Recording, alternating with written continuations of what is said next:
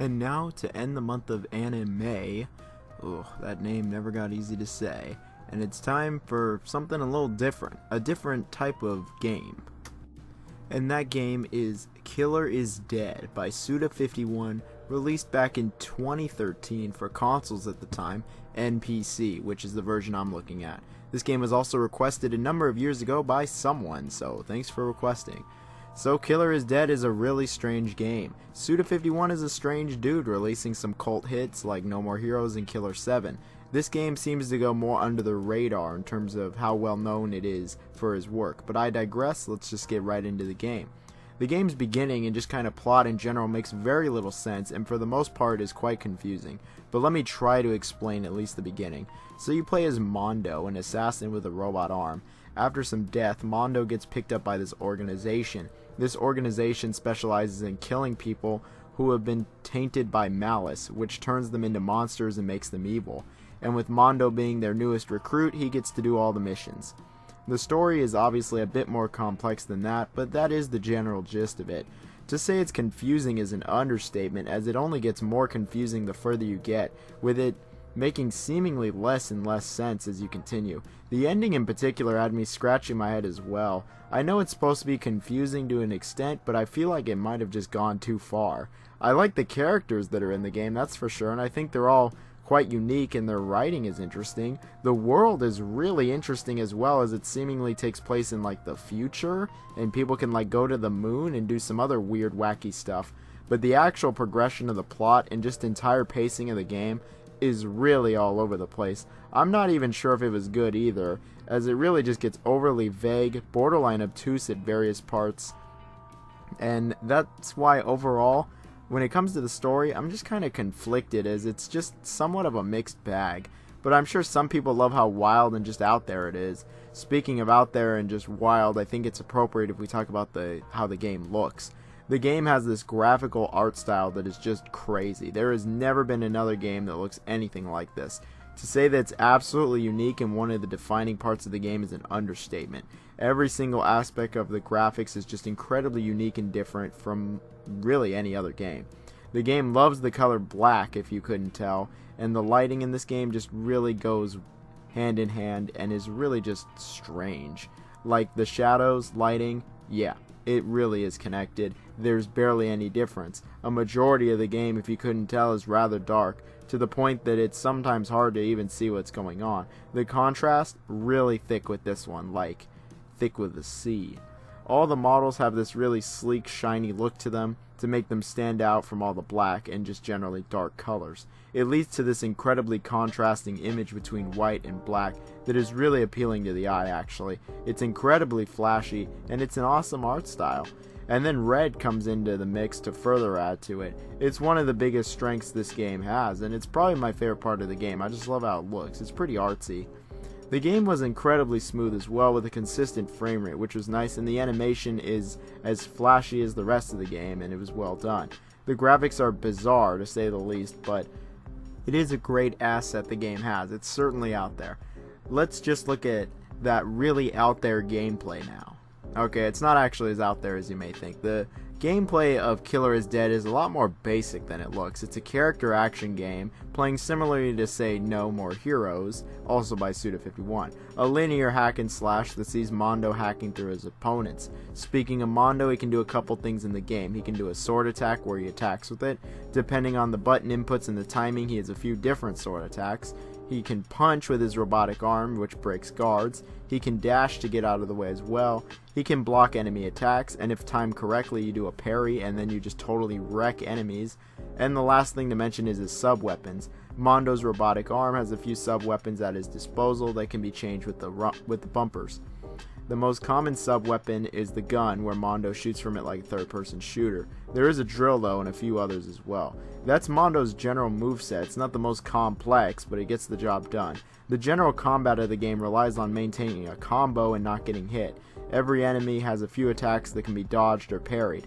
The combo grows as Mondo hits enemies over and over. As the combo gets higher, Mondo gets more powerful moves, and Mondo can do special finishers. And some enemies can only be killed with finishers. The best way to build that combo is dodging an enemy attack at the right time, and then just unloading on it. It's very satisfying. This is probably the only character action game where there is not a light and heavy attack. There's just an attack, that's it. The punch, that's not a heavy attack. It can only break guard. It doesn't actually like damage them. It's really just attack, pressing X or square to just attack over and over and over. There's some movement and timing context to it, but you really are just pressing X for the combat, which is odd.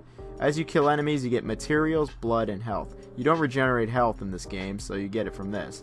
Blood is used as ammunition for your arm and to do those sweet finishers, and materials are used to upgrade Mondo to give him new moves, more damage, health, etc. All of the levels in the game are incredibly linear for the most part. Usually you're just moving forward, fighting waves of enemies, occasionally flicking some switches, and then you eventually get into a boss fight. These are basically just the enemy fights, but stronger with more health and bigger attacks, but the same tactics still apply. Do you want to build up that combo meter and then just totally wreck them? Yeah, that's really what you want to do. There are 12 main missions in the game, one free DLC mission, and 2 types of side missions. All the main missions are what I previously just stated. The side missions are a little different. Usually you have to kill so many enemies or go collect an item within a time limit. It's even more basic than the main game.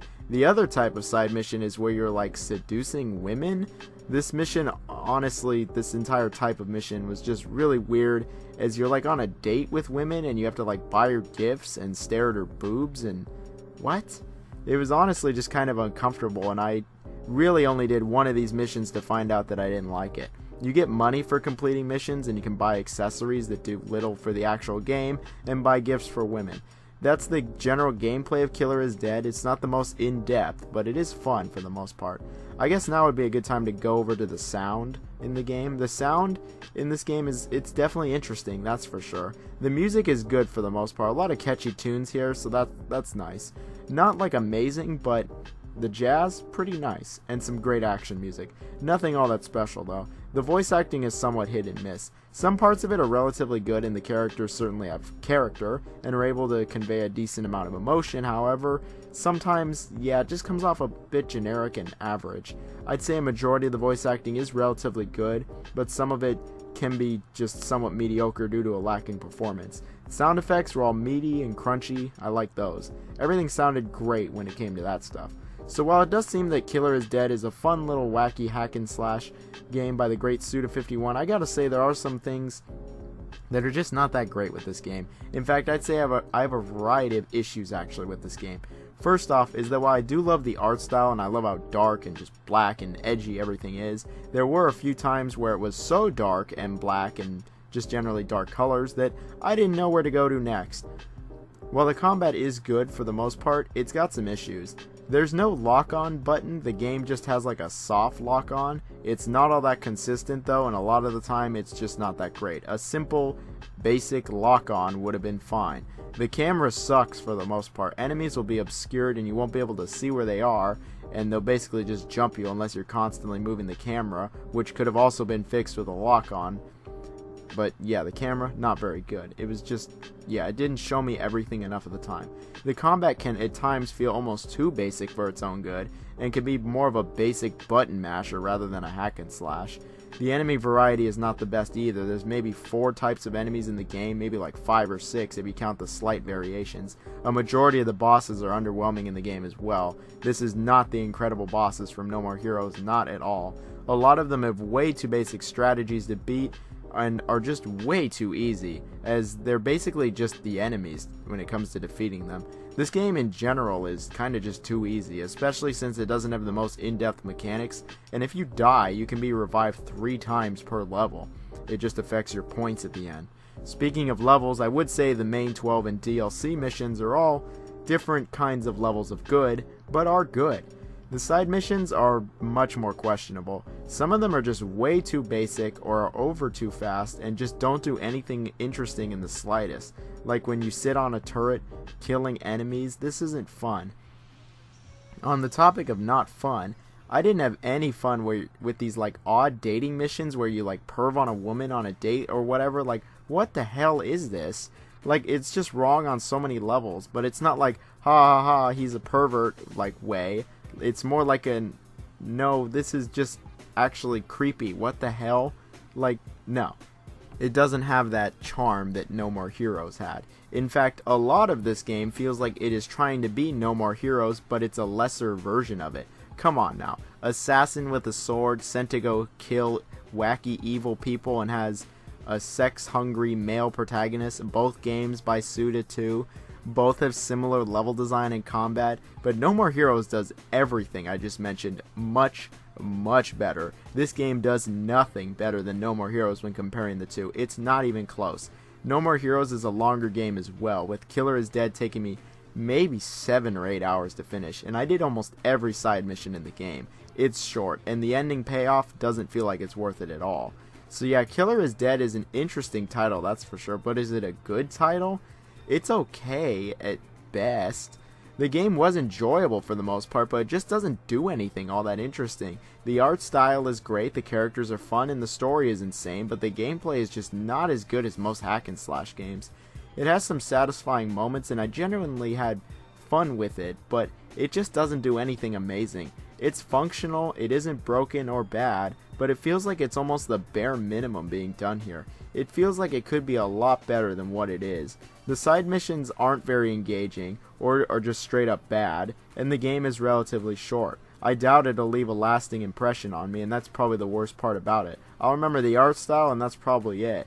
This somewhat generic, standard hack and slash gameplay, that's not going to stick with me. Like I said, at its best, Killer is Dead is a okay, solid B-level game. At its worst, it's a forgettable, generic character action game with a pretty art style and reminds me that I really like No More Heroes. Overall, the game does go for a relatively cheap, so if you like what you saw and it looks appealing, you'll probably like the game and it's really cheap. But to everyone else, I'd recommend No More Heroes over this, as it's not only better, but it's still continuing. There is some fun to be had here for sure, but I can see why Killer is Dead is probably Suda51's most forgotten game, because it is kind of forgettable in many aspects. So, this will conclude the month of anime. Hope it was enjoyable for all you people. I had fun doing this. If you like the video, you can like, dislike, comment, subscribe, the usuals. If you have any memories with this game, go ahead and ask. If you got any requests, of course, I'd be glad to hear them. I might not get to them right now. I mean, this was probably requested 5 years ago, but either way, have a great Christmas, everyone.